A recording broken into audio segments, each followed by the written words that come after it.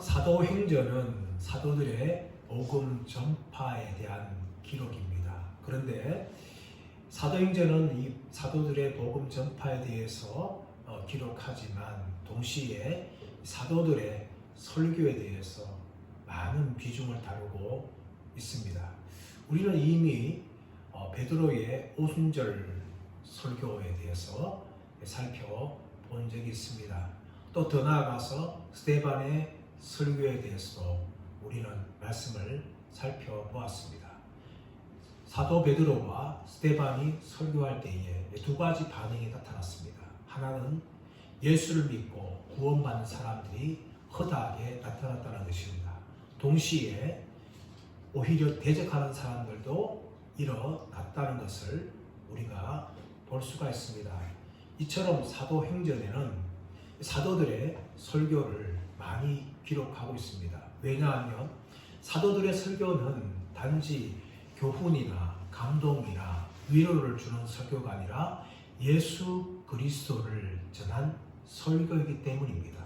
그러므로 사도들의 복음 전파 활동에 있어서 사도들의 설교를 뺄 수가 없는 것입니다. 마치 찐빵 안에 앙코가 없다면 그것은 온전한 찐빵이 아니듯이 사도행전에는 사도들의 설교가 아주 많이 기록이 되어 있습니다. 오늘 본문은 사도 바울의 설교입니다. 사도 바울의 설교는 세 가지가 사도행전에 기록되어 있습니다. 오늘 본문의 말씀이 첫 번째 설교이고 17장에서 사도 바울의 설교가 나옵니다. 아테네 철학자를 향하여서 사도 바울이 설교를 하죠. 그리고 20장에서 밀레도에서 만난 에베소 장로들에게 사도 바울이 설교를 합니다. 이렇게 세 편의 설교가 나오는데 오늘 첫 번째 이 사도 바울의 설교는 다른 두 편의 설교와 전혀 다릅니다. 왜냐하면 사도 바울은 이 첫 번째 설교를 통하여서 예수 그리스도를 아주 강력하게 증거하기 때문입니다. 그리고 이런 사도 바울 설교는 베드로와 스데반의 설교와 조금 차이가 있어요. 베드로의 설교는 유대인들만을 향한 설교입니다. 히브리파 유대인이나 헬라파 유대인들을 향한 설교가 바로 베드로의 설교였어요. 하지만 사도 바울의 설교는 유대인뿐만 아니라 하나님을 경외하는 이방인들을 향한 설교였습니다. 또 스데반의 설교는 구약을 통해서 이야기하지만 유대인들을 정진하며 회개를 촉구하는 설교였다면 사도 바울의 설교는 구약을 통해서 예수 그리스도가 누구신지, 예수님께 이루신 구원이 무엇인지에 대해서 강력하게 증거한 설교입니다. 이런 측면에서 사도 바울의 오늘 본문의 설교는 베드로나 스데반의 설교와 차이가 있다는 것을 우리가 알 수가 있습니다.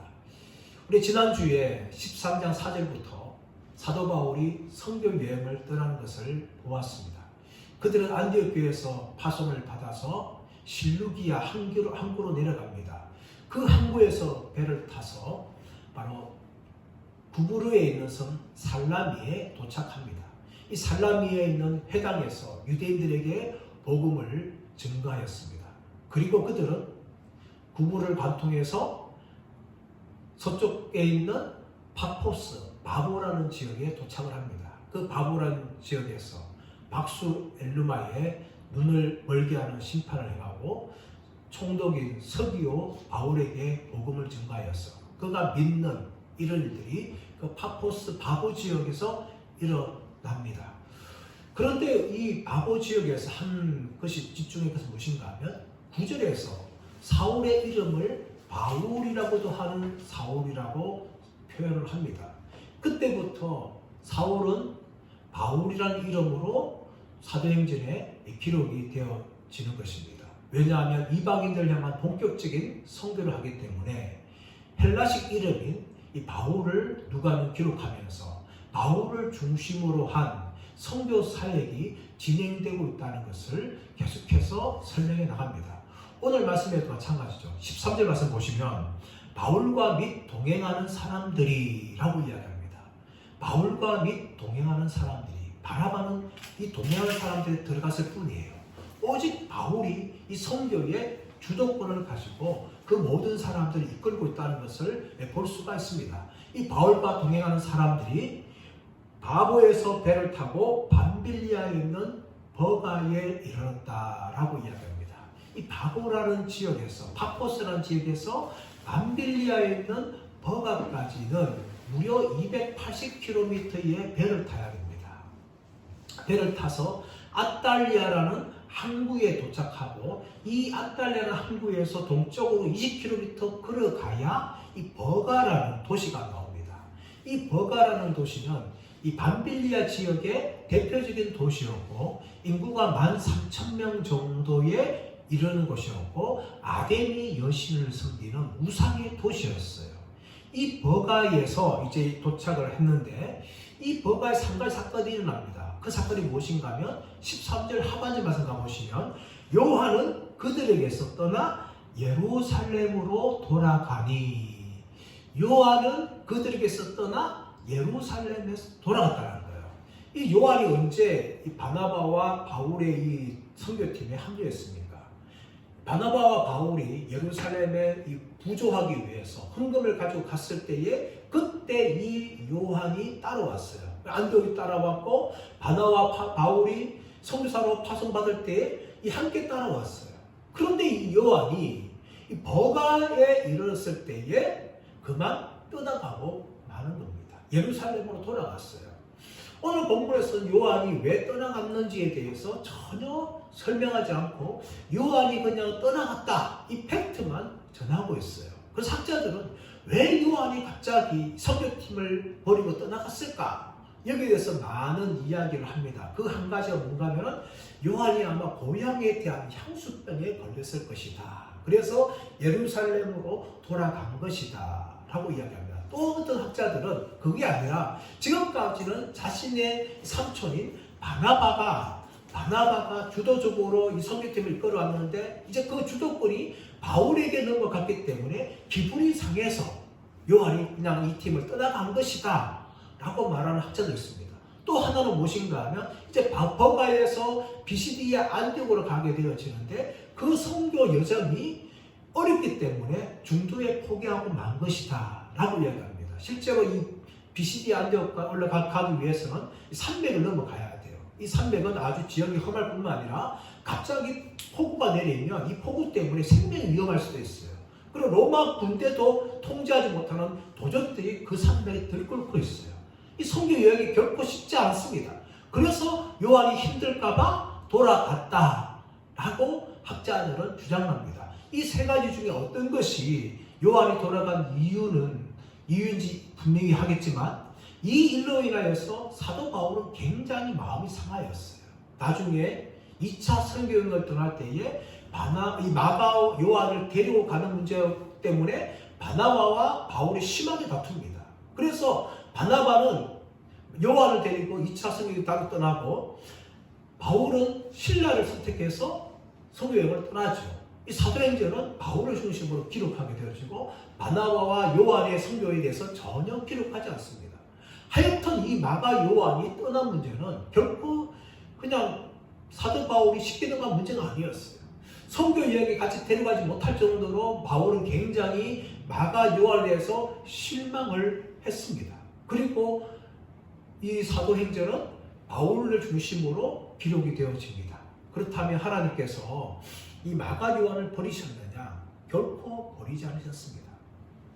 바울은 저 사람은 안 돼 라고 생각하면서 선교팀을 같이 가기를 거부했던 사람이 바로 마가 요한인데, 마가 요한은 바나바를 통하여 또 나름대로의 선교 여행을 했어요. 그뿐만 아니라 마가의 이 믿음과 인격이 굉장히 성숙해져서 나중에 무엇을 기록하고 있는가 하면 마가복음서를 기록하지 않습니까? 사복음서 중에 한 가지인 마가복음서를 기록을 하고, 특별히 이 바울이 로마 감옥에서 이제 순교를 앞두고 있을 때에 디모데에게 마가를 데려와라.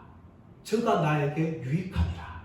그렇게 평가할 정도로 마가는 아주 훌륭한 사람으로 변화되었습니다.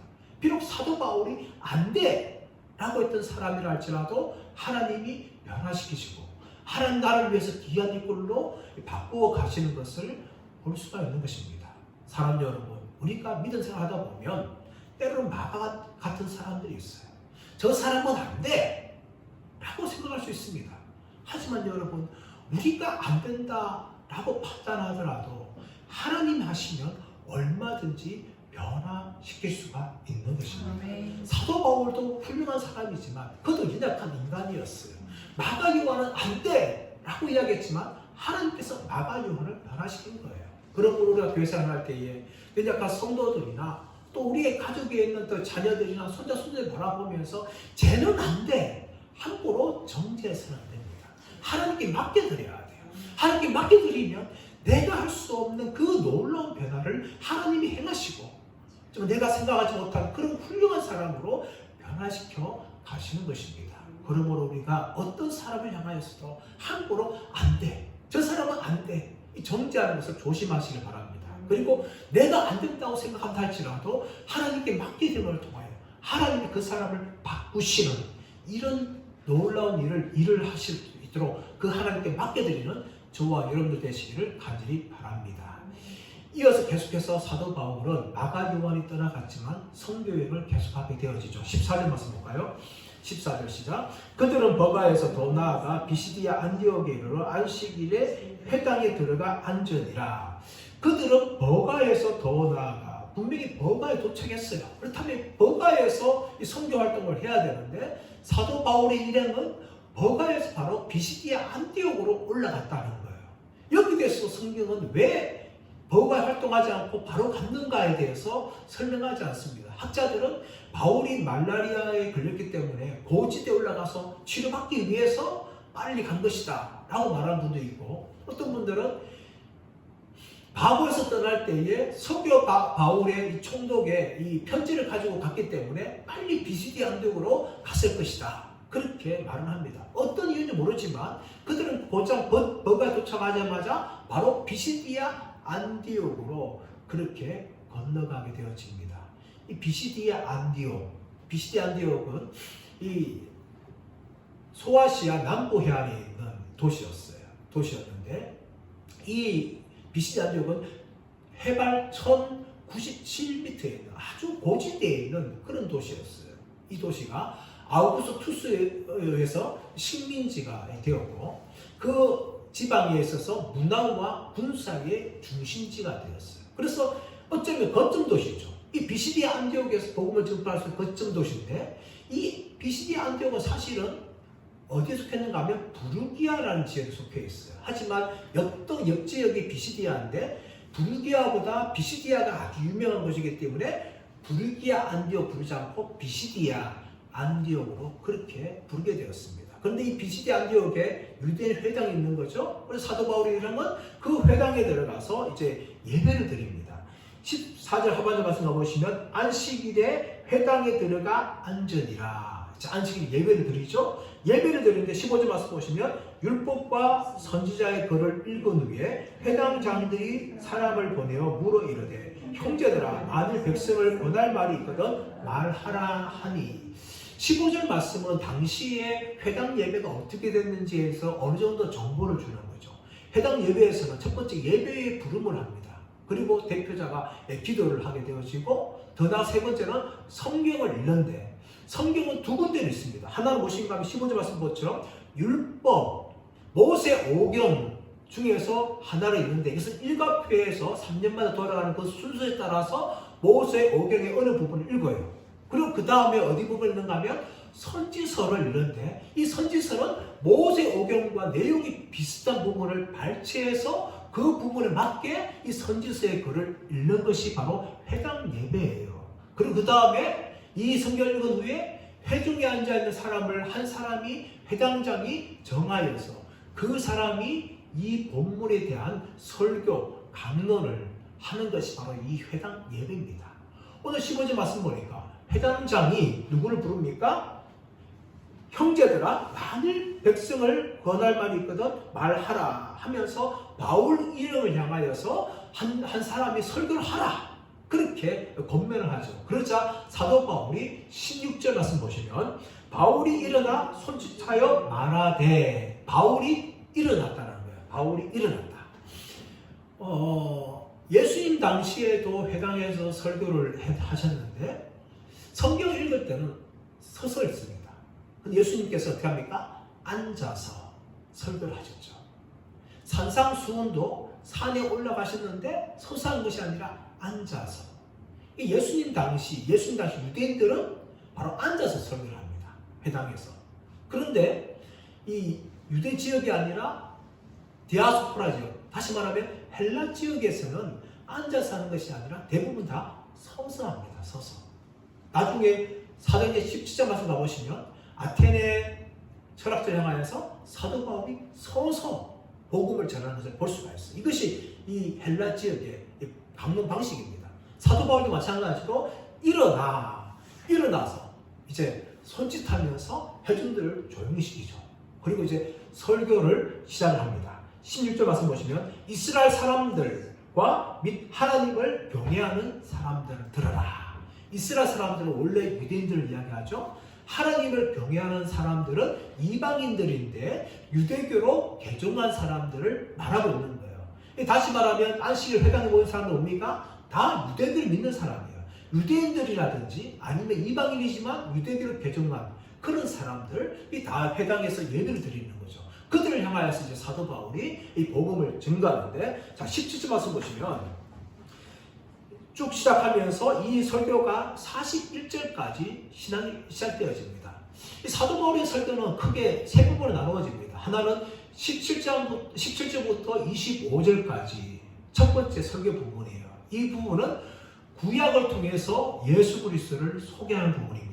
그리고 26절부터 37절까지는 예수님의 십자가의 죽으심과 부활을 통한 구원의 성취에 대해서 이야기합니다. 38절부터 41절까지는 바로 믿지 않는 유대인과 이방인들 향하여서 회개를 촉구하며 예수를 믿을 것을 권면하는 내용입니다.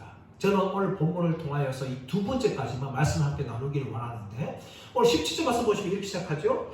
이 이스라엘의 백성의 하나님이 우리 조상들을 택하시고 애굽 땅에서 나그네 된 그 백성을 높여 큰 권능으로 인도하여 내사. 이 이스라엘 백성의 하나님이 우리 조상들을 택하시고, 하나님께서 택하셨다는 거예요. 아브라함을 택하신 거죠. 이게 시작입니다, 여러분.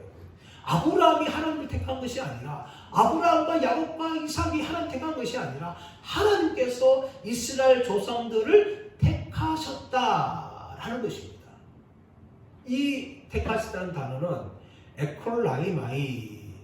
에콜레오마이인데, 이 에콜레오마이는 어떤 의미를 가지고 있는가 하면 제3자의 영향을 받지 아니하고 스스로를 위해서 선택하는 거예요.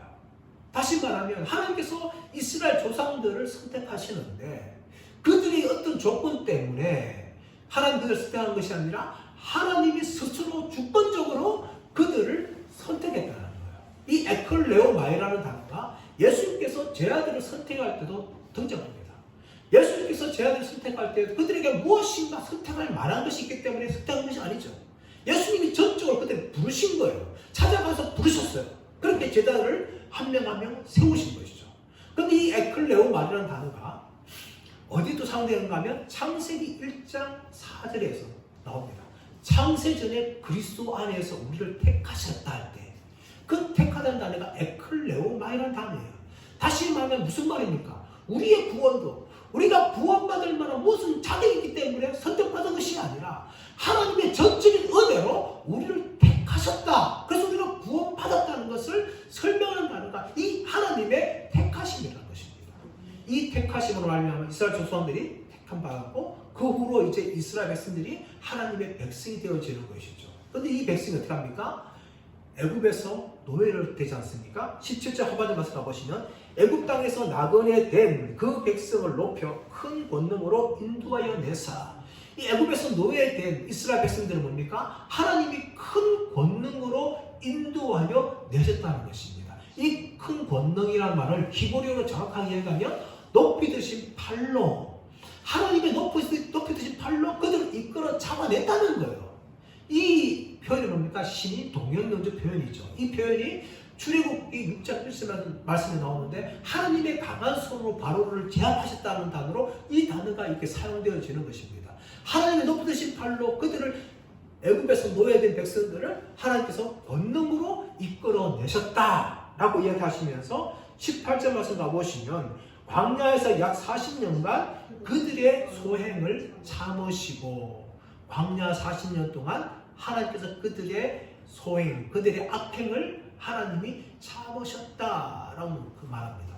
이 참으시다라는 단어가 에토로포포레센이라는 단어인데 이 단어는 두 가지 의미를 가지고 있어요. 하나는 참다, 오늘 본문처럼 참다라는 의미가 있고 또 하나는 기르시다, 돌보시다 라는 의미가 있어요. 왜 그런가 하면 이 에토로포포레센이라는 단어가 이 참다라는 단어가 기르다는 단어가 사실은 철자 한 개 차이입니다. 단어 한 개 차이. 히브리 알파벳 하나 때문에 사본상 어떤 것은 참다가 되는 거고 어떤 것은 기르다, 돌보다는 의미를 가지고 있어요. 그런데 여러분 사실 참다랑 기르다 의미가 별 차이 없어요. 하나님께서 이 40년 동안 이들의 악행을 참으시고 동시에 뭡니까? 그들을 40년 동안 광야에서 만나와 메추라기 먹이시고 그들을 또 해하지 않도록 하나님 돌보신 것이죠. 그러니까 이 광야 40년 동안 하나님의 참으심과 하나님의 돌보심이 함께 있기 때문에 참다로 번역하나 기르다로 번역하나 사실 이 본문은 별 차이가 없는 거예요. 그렇게 40년 동안 돌보셨는데 그 40년 후에 어떻습니까? 19절 말씀 가보시면 가나안 땅 7족속을 멸하사 그 땅을 기업으로 주시기까지 약 450년 가니라. 가나안 땅 광야의 40년 후에 어떻습니까? 이제 가나안 정복 전쟁을 하지 않습니까? 그 모든 시간들이 총 시간이 뭔가 하면 450년 걸렸다는 거야. 이 450년이 뭡니까? 앞에 400년은 이스라엘 백성들이 애굽에서 노예하는 생활이에요. 그리고 중간에 40년은 광야 40년입니다. 그 나머지 10년은 가나안 정복을 통해서 땅을 기업으로 분배할 시간까지 총 걸린 시간이 450년이라는 시간을 보냅니다. 그렇게 가나안 정복 전쟁, 가나안 땅에 이제 정착을 하게 되어진 것이죠. 그때 이후로 이제 또 무엇이 되는가 하면 사사 시대가 이어집니다. 자, 20절 말씀 가보시면 그 후에 선지자 사무엘 때까지 사사를 주셨는데 이 사사 시대는 대략 250년에서 300년 정도의 기간입니다. 이 기간이 이 여호수아가 죽은 후부터 시작해서 선지자 사무엘이 등장할 때까지 이 기간이 한 250에서 300년 기간이 사사 시대를 보냅니다. 그리고 마지막 사사가 누군가 하면 사무엘이에요. 사무엘이 마지막 사사이다 동시에 최초의 선지자입니다. 그 후에 뭡니까? 왕정 시대가 열리죠. 자, 21절 말씀 보시죠. 시작. 그 후에 그들이 왕을 구하거늘 하나님이 베냐민 지파 사람 기스의 아들 사울을 40년간 주셨다가 왕을 왜 하나님이 허락했습니까? 이스라엘 백성들이 요구한 거예요. 하나님 우리도 10명과 같은 왕을 주십시오. 사사들만 하면 안 되겠습니다. 그렇게 사사를 거부하면서 왕을 달라고 이스라엘 백성들이 요구를 하였죠. 그래서 하나님께서 뭡니까? 허락하신 사람이 사울입니다. 사울. 이 사울은 40년 동안 통치를 하는데 사무엘이 생존할 때까지 18년 그리고 사무엘이 죽은 후 22년 총 40년 동안 사울이 왕이 됩니다. 40년 아주 긴 시간 아닙니까? 그런데 이 사울 왕이 버림을 받는 거죠. 하나님께서 버리시죠. 왜 버리십니까? 사울이 불순종했기 때문에 하나님의 말씀에 불순종했기 때문에 자기를 위해서 살았기 때문에 하나님께서 사울을 버리셨습니다. 그리고 누구를 세웁니까? 다윗을 세우죠. 22절 말씀 보시면 패하시고 다윗을 왕으로 세우시고 정언하여 이르시되 내가 이새의 아들 다윗을 만나니 내 마음에 맞는 사람이라 내 뜻을 다 이루리라 하시니더니 하나님께서 사울을 패하시고 다윗을 왕으로 세우셨어요. 사울은 이스라엘 백성들이 세운 왕입니다.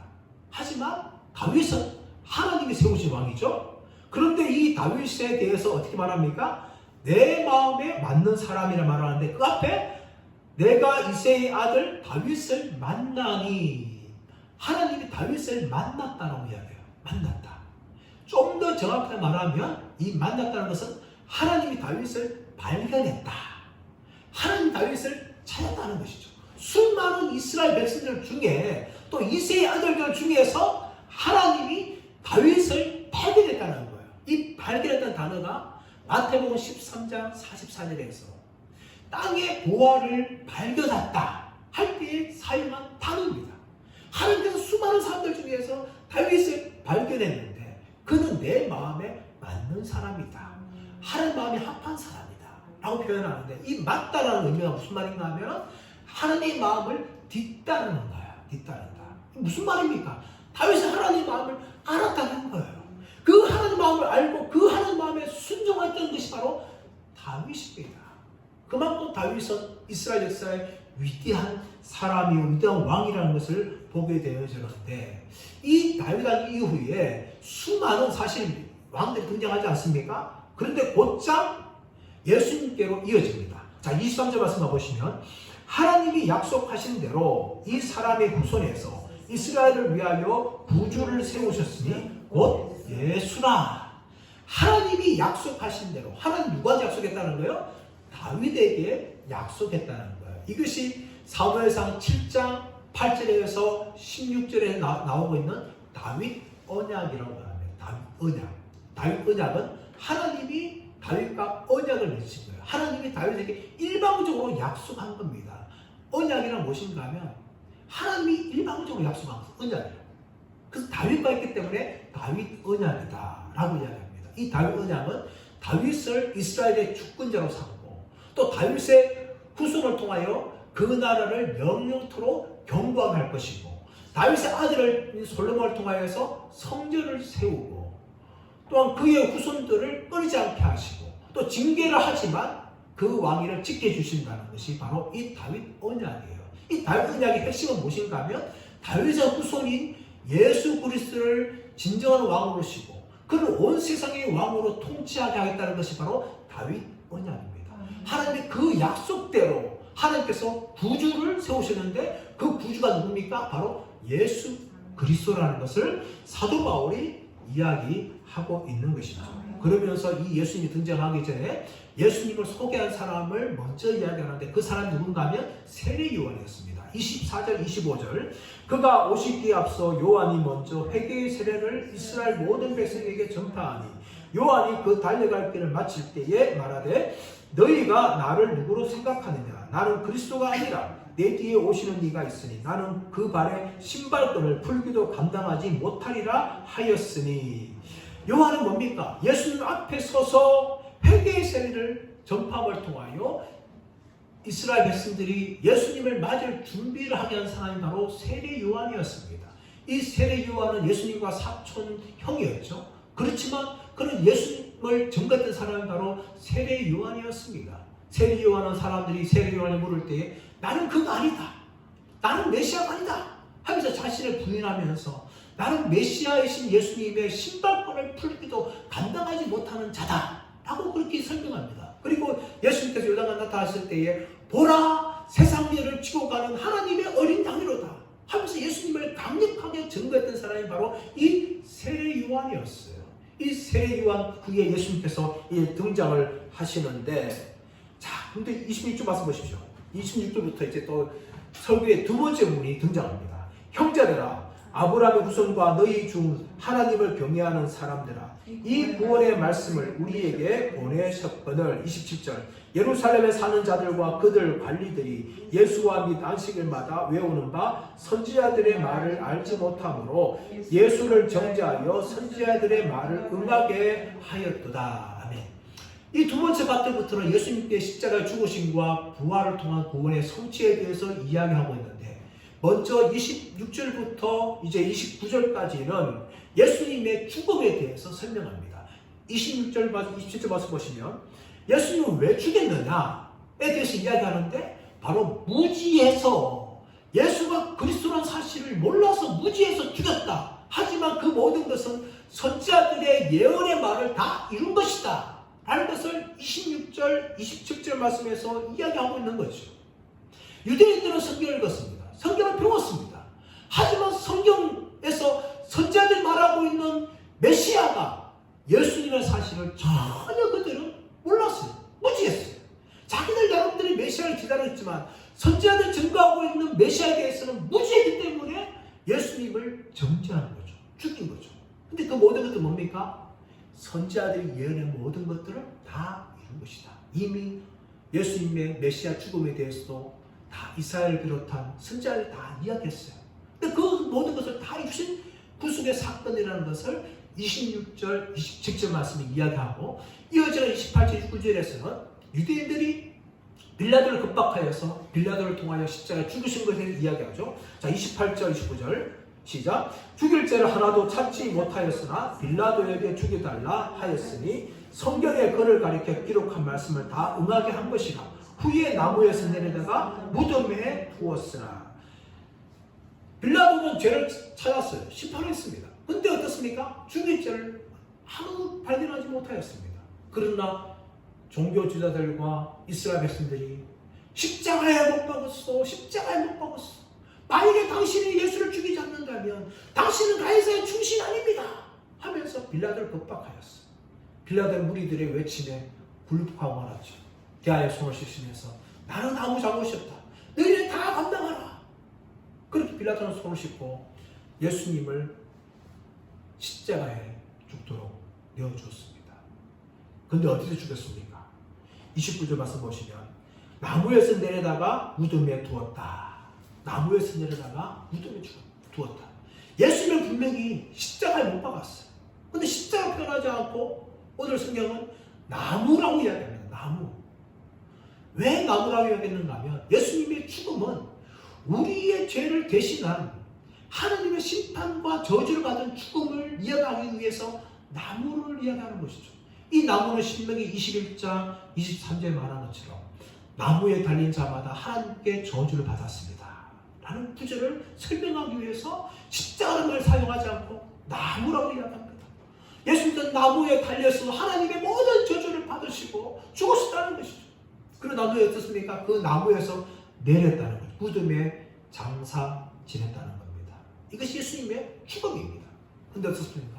예수님은 죽음으로 끝난 것이 아니라 예수님은 다시금 부활하셨습니다. 그 부활 사건에서 30절 이하에서 말하고 있는데 30절 말씀 보시면 하나님의 죽은 자 가운데서 그를 살리신지라. 하나님께서 살리신다는 거예요. 예수님의 부활은 하나님의 능력으로 예수님을 살리신 사건이기 때문에 하나님이 죽은 자 가운데 그를 살리셨다 라고 사도 바울이 선언합니다. 그러면서 31절 와서 보시면 갈릴리부터 예루살렘에 함께 올라간 사람들에게 여러 날 보이셨으니 그들이 이제 백성 앞에서 그의 증인이다. 예수님의 부활을 다 본 사람들이 뭡니까? 예수님의 증인이 되라는 거예요. 그 증인 속에 사도 바울도 넣는 것입니다. 바로 우리가 예수님의 증인이다 라고 사도 바울이 이야기하면서 32절에 우리도 조상들에게 주신 약속을 너희에게 전파한다 라고 사도 바울이 이야기합니다. 예수님의 부활에 대해서 사도 바울도 목격하였습니다. 다메섹 도상에서 예수님께서 사도 바울에게 나타나시고 예수님 부활하신 예수님을 보여주셨죠. 그래서 그러므로 사도 바울도 부활을 목격했기 때문에 우리도 예수님의 부활의 증인이다 라고 말하고 있는 것이죠. 그러면서 사도 바울은 이 부활이 바로 구약의 모든 약속을 이룬 것이라는 것을 33절에서 37절 말씀에 이야기합니다. 33절 시작. 곧 하나님이 예수를 일으키사 우리 자녀들에게 이 약속을 이루게 하셨다 하며 시편 둘째 편에 기록한 바와 같이 너는 내 아들이라 오늘 너를 낳았다 하셨고 시편 2편 7절 말씀을 통하여서 예수님의 부활은 만방에 예수님께서 하나님의 아들이라는 것을 선포한 사건이다 라는 것을 보여주는 거예요. 시편 2편 7절은 메시아 시편입니다. 메시아 시편. 왕을 향하여서 왕은 하나님의 아들입니다. 고백하는 거예요. 너는 내 아들이라 오늘 너를 낳았다. 왕을 향해 그렇게 선포하는 것이 메시아 시편인데 이 시편 2편 7편을 통하여서 예수님의 부활은 하나님의 아들 되심을 온 세상에 드러낸 사건이다 라는 것을 이야기하고 있는 거죠. 두 번째로는 34절 나오고 있는데 자 34절 또 하나님께서 죽은 자 가운데서 그를 일으키사 다시 썩음을 당하지 않게 하실 것을 가르쳐 이르시되 내가 다윗의 거룩하고 미쁜 은사를 너희에게 주리라. 내가 다윗의 거룩하고 미쁜 은사를 너에게 주리라. 이것은 이사야 55편 2절 말씀을 인용한 것입니다. 이사야 55편 2절 말씀을 인용한 것인데 이것은 무엇을 말하고 있는가 하면 바로 예수님께서는 다윗의 후손으로 오셨기 때문에 다윗의 후손으로서 하나님 나라와 구원의 복을 우리에게 주시는 분이다. 그래서 다윗의 거룩하고 미쁜 은사를 전달한 분이다 라는 것을 이사야 말씀을 인용해서 사도 바울이 이어가고 있는 것입니다. 그리고 35절부터 37절까지는 이제 사도 바울이 10편, 16편, 10절 말씀을 인용합니다. 자, 35절, 30절 시작. 또 다른 시편에 일렀을 때 주의 거룩한 자로 썩음을 당하지 않게 하리라 하셨느니라. 다윗은 당시에 하나님의 뜻을 따라 섬기다가 잠들어 그 조상들과 함께 저 썩음을 당하였을 때 하나님께서 살리신 이는 썩음을 당하지 아니하였나니. 35절에 나오고 있는 이 말씀은 10편, 16편, 10절 말씀입니다. 다윗의 시편인데 다윗이 어떻게 노래했습니까? 주의 거룩한 자로 썩음을 당하지 않게 하리라 노래했는데 이 시편 노래했지만 이것은 자신을 향하여 한 것이 아니라는 거죠. 왜냐하면 36절에 보듯이 다윗은 하나님을 섬기다가 죽었습니다. 그리고 그 무덤은 장사진에서 어떻습니까? 완전히 썩어버렸죠. 그렇기 때문에 썩음을 당치 않는다는 것은 자기한테 한 것이 아니라 다윗이 앞으로 오실 메시아에 대한 예언이라는 것을 이야기하죠. 그래서 사도 바울이 그 말씀을 가지고 다윗은 썩음을 당하였지만 예수님은 썩음을 당하지 않고 3일 만에 부활한 것이다 하면서 이 구약의 말씀을 가지고 예수님의 부활에 대해서 조상들이 모든 약속한 것을 다 이룬 것이다 라는 것을 사도 바울이 이 설교의 두 번째까지 사도 바울이 증거를 합니다. 사랑하는 여러분, 우리는 참 성경을 많이 읽습니다. 또 많이 안다고 생각합니다. 그러나 여러분, 우리가 무엇을 할까요? 정말 성경이 말하고 있는 핵심을 우리가 알아야 돼요. 성경은 단지 우리를 위로하고 교훈하기 위해서 기록된 것이 아닙니다. 물론 하나님의 말씀이기 때문에 우리가 삶을 살아갈 때 그 말씀을 읽고 위로받고 은혜 받을 수 있어요. 하지만 1차적인 목적은 그것이 아닙니다. 성경은 무엇을 말하고 있는가 하면 바로 예수 그리스도의 죽음과 부활에 대해서 강력하게 말하는 것입니다. 구약은 바로 십자가에 죽으신 예수 그리스도, 부활하신 예수 그리스도를 이야기하고, 신약은 바로 십자가에 죽으신 또 부활하신 예수님에 대해서 기록하고 있는 것이죠. 그러면 성경은 무엇을 말하고 있는가 하면 예수님의 죽음과 부활을 통해서 우리의 구원을 이루신 것에 대해서 기록한 것이 바로 성경이에요. 많은 사람들 여러분 성경을 읽으면서 이것에 집중하지 않습니다. 참 안타까워요. 물론 우리가 성경을 읽으면서 우리 삶에 또 어려운 상황에 위로받고 은혜 받는 말씀이 중요하죠.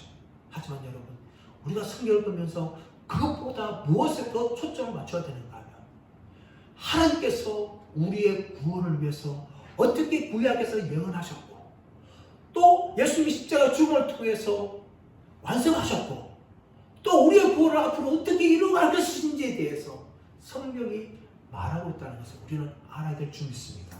그러므로 우리가 성경을 읽을 때마다 성경의 메시지가 무엇인지를 밝히 알기 원합니다. 성경에서 예수님을 만나야 돼요. 나를 위해서 십자가에 죽으신 그 예수님을 만나야 되는 것이 성경입니다.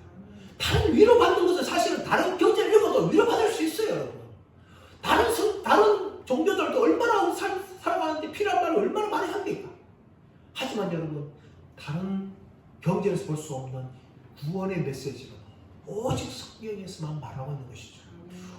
우리를 위해서 십자가 죽으신 예수님에 대해서 구약은 강력하게 증거하고 또 복음서를 통하여서 예수님께서 우리 구원을 위해서 어떻게 십자가에 죽으시고 부활하시는지에 대해서 말씀하고 그 예수님의 죽으심과 부활을 믿는 성도들이 어떻게 믿어야 될지 교리서인 로마서를 통해서 말하고 있고 또한 서신들을 통해서 어떻게 우리가 믿음을 지키며 살아가야 될지에 대해서 말하고 있는 것입니다.